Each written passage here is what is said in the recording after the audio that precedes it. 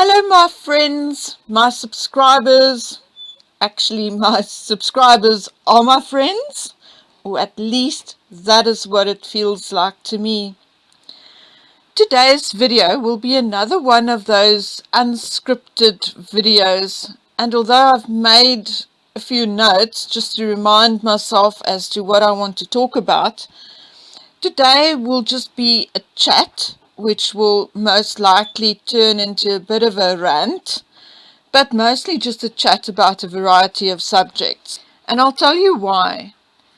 I received a lot of documentation, tips, and links over the last few days, and like a good girl, I started to diligently go through it all. And it was while I was doing so that I experienced this rising sense of anger and frustration and wondered why I'm actually doing all of this. What is the point of spending hours digging into everything Meghan and Harry does, digging into her past, etc.? We all know already that regardless of whether everything we have spoken about over the past 18 months is true or not, some things or something is off with Meghan Markle. Does it really matter what it is? Does it matter whether she's 39 or 43?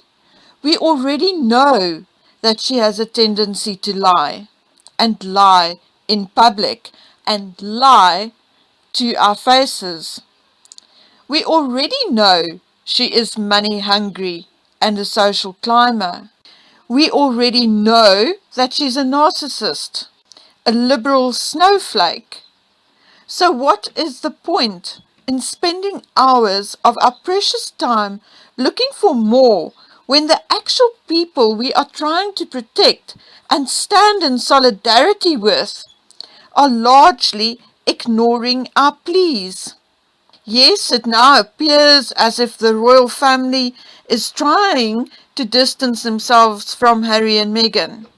But fact remains that Harry and Meghan are still the Duke and Duchess of Sussex, representing a county that they are doing nothing for, having spent less time there, even during their time in the UK together, than Piers Morgan, who spent 3 hours there a few months ago. Fact remains that regardless of their obvious political affiliations and leanings, they are still the President and Vice President of the Commonwealth Trust. Yes, I know that many people are saying that the matter will be rectified end of March. But can the monarchy, withstand another 4 months of Harry and Meghan's onslaught of making them, the monarchy and the British people, look like shite? The point is, what do we expect from our leaders? We expect them to be strong and honest and to fight in our corner. So let's talk about honesty for a minute. In my opinion, the biggest slip the monarchy are making in the honesty stakes when we're talking about Harry and Meghan concerns Archie. And before someone tells me again that it's not their truth to tell, in my opinion, it is. Or have we forgotten about being silent is being complicit? In my opinion, it is their truth to tell, as Archie is, titles or no titles, still seventh in line to the throne. As the seventh in line to the throne, the great-grandchild of the Queen and grandchild of Prince Charles, Archie will always still be entitled to some kind of or a certain amount of support from the royal family when needed. And when Charles becomes king, he may very well give him some titles as well. Okay, sticking to honesty, but moving away from Archie, let us talk about Prince Andrew for a minute. I read this weekend that his pizza party alibi is falling apart. Beatrice cannot remember the specifics, and nor can anyone else very much. What has come out from household diaries is that Sarah was in the United States working and promoting crockery, and that the children had various sporting activities that day. One of the parents did verify that there was a birthday party that day, but that she could not remember seeing Andrew there. Well, I call BS. I'm sure that if a prince of the United Kingdom arrived at a children's party, you would have remembered. Nevertheless, whoever Andrew's spokesperson is now claims that Andrew sat in his car waiting for Beatrice and only picked her up. The diary also shows that he had booked a manicure for that afternoon. And then there are the other fluff pieces about the bath at Maxwell's place being too small for certain alleged actions to have taken place in there, and so on and so on. Look, as far as I'm concerned, none of this is of any or much importance. What is important is whether Andrew knew that the girl he posed with was being paid to do what she did. Did he know about his two friends' little sideline scam they ran? Or was he just this playboy prince who did stupid things because he thought he was having fun and being cool? That is the real question, isn't it? So how about some honesty? If Andrew was just being cool, posing with a young chick for a photograph, be honest. Talk to the FBI and tell them so. Tell them the ins and outs of your relationship with Mr. E and Ms. M. If Andrew was aware of his friend's nefarious actions, or even just suspected something, be honest and tell the investigators what you know, so that everybody involved can finally be put away and the chapter closed. And sticking to honesty, how dare Virginia's father speak two words in the media? Where was he when it came to protecting his child? Come on, sir, tell the truth, be honest, take responsibility, and confess that you were a deadbeat dad. Okay, chill. Now that I'm well on my way to a rant of epic proportions, let us continue and get this out of our systems. Let's have another quick word about William and Catherine's train trip. I read that some snowflakes and sugars are blasting the trip, accusing the Cambridges on spending too much money by taking the trip, by breaking the virus rules, blah, blah, blah. To those people, I wish to say one thing. Shut up, go hole up in your dreary homes, stay bitter, stay unhappy and jealous, but whatever you do, shut up. So the trip cost in the region of £20,000. So what? For a few hours, over 3 days, William and Catherine showed their support for the British people, brought some smiles to many, and gave people worldwide some hope. Hope that life can carry on despite this virus, Hope that we can still find something to smile and look forward to. How on earth can that be measured in pounds, dollars, or money of any kind under the current circumstances? William and Kate gave us exactly what we needed.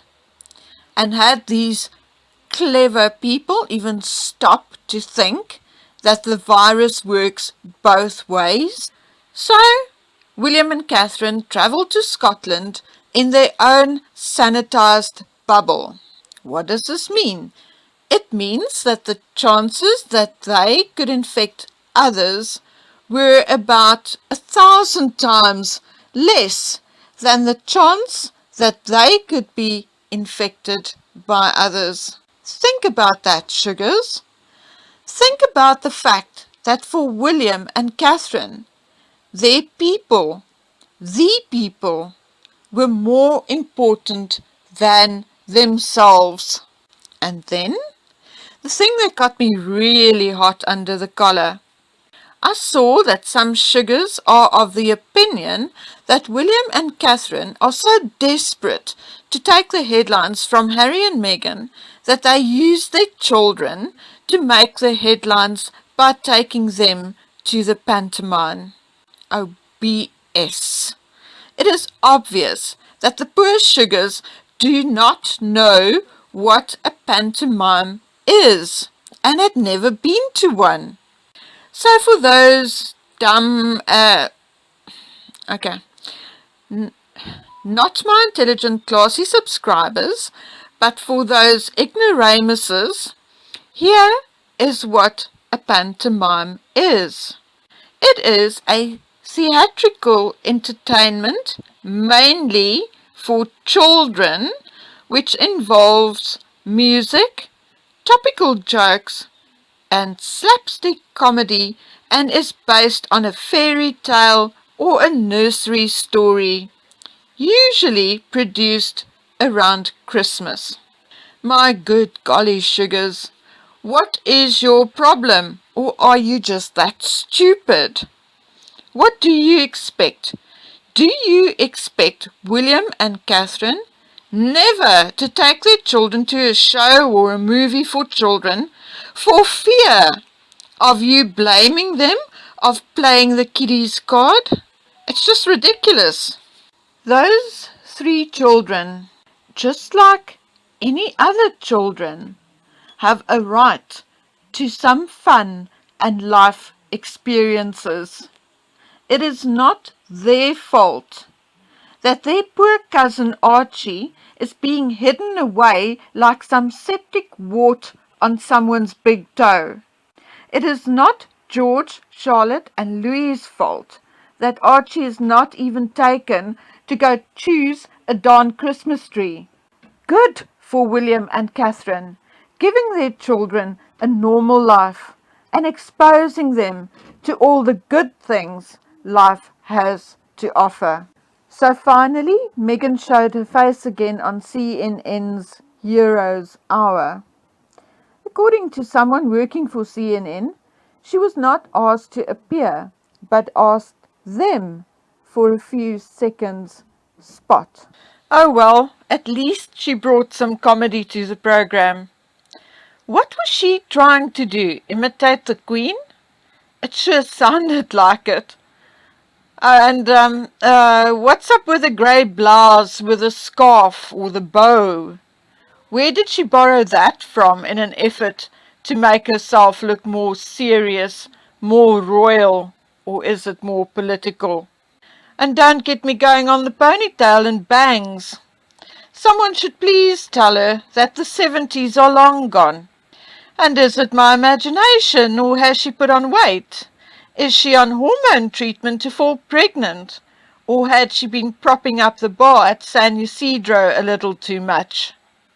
And what's up with her and Harry doing all their latest Zoom calls alone? And what's up with the spring garden behind her when it's winter in the United States? Okay, one last thing. I see it is reported that a platform called On Buy rated Meghan the most popular royal. Well, that's rich coming from an online store selling all kinds of random junk. Anyway, one man's junk is another man's treasure. The point is that their ratings are based on clicks. And I'll be the first to agree that she most likely got the most clicks. But what percentage of those clicks were made for positive reasons or out of admiration? And how many of those clicks are made to poke fun? Oh, and then I heard on Yankee Wally that a radio station called Radio Jacaranda here in South Africa also voted Meghan and Harry the most popular royals. Now this made me laugh. Radio Jacaranda is a regional radio station in Pretoria. It's not even a national radio station. Which makes me wonder who they asked for this survey. I'm willing to bet they asked their two secretaries and the cleaning crew that comes in at night. People who most likely do not even know the names of the Queen's 4 children and who only know about Harry and Meghan because they were on the covers of local rag mags when they were here. Okay, now that's enough for the jokes for one day. I'll gather my thoughts, take a deep breath, and wade into the ton of paperwork, email, and tips over the next few days. In the meantime, I wish all my friends and subscribers health and happiness, and I'll see you on the next one. Bye!